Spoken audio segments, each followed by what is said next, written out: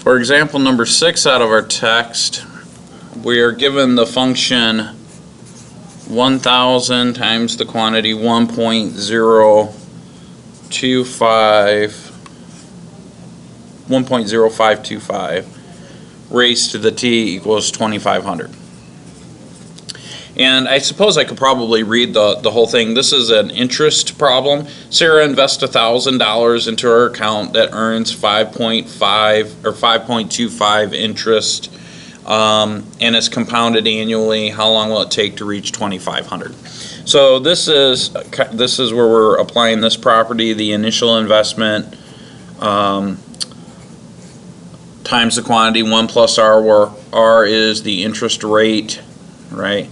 Raised to the t, where t is the time, and then that's all a function of time. So in other words, how much time will it be till I get a certain amount of money? So she invests $1,000, all right, and so the original investment is $1,000, so that's where the 1 comes in here, right? We can't forget about the original amount, but then we're going to add to that the interest rate, which is 5.25, right?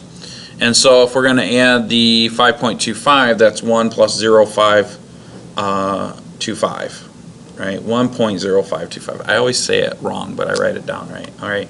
And then we're going to raise that to the number of years that we're going to calculate the interest. So every year we're going to tack on this 5.25% to the original amount, and then plus the interest. So that's how we frame that. And what the question in the textbook is asking us is, when will she have $2,500 in her account? So the first thing I want to do is clean this up a little bit algebraically. I'm going to eventually hit this with e to the, well, I'm going to raise everything as a power of e. So before I do that though, I want to kind of move this 1,000 over. So then that leaves me with a nice clean 1.0525 raised to the t is equal to 2.5.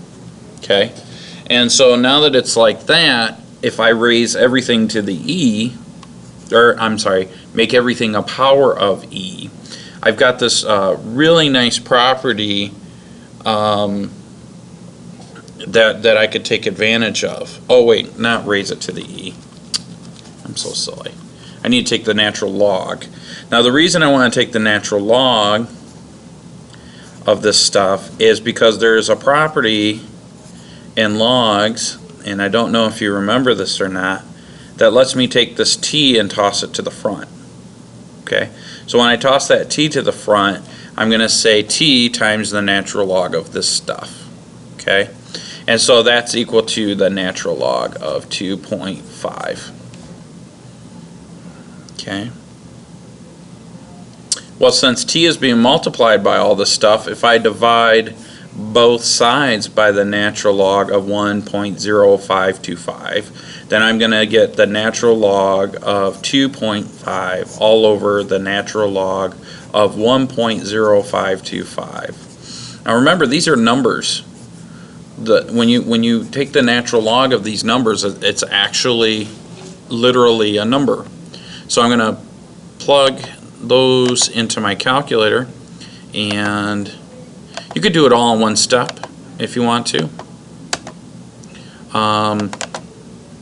So I'm going to say the natural log of 2.5, close my parentheses, divided by the natural log of 1.0525, close my parentheses, hit enter, and I've got 17.9 roughly, if I round that.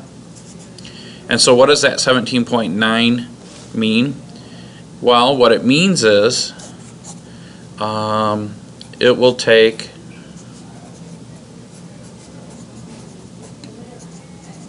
17.9 years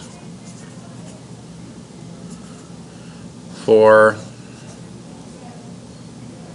$1,000 at an interest rate of 5.25% to become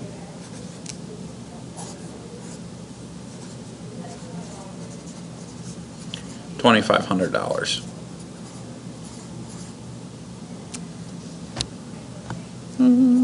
Any questions?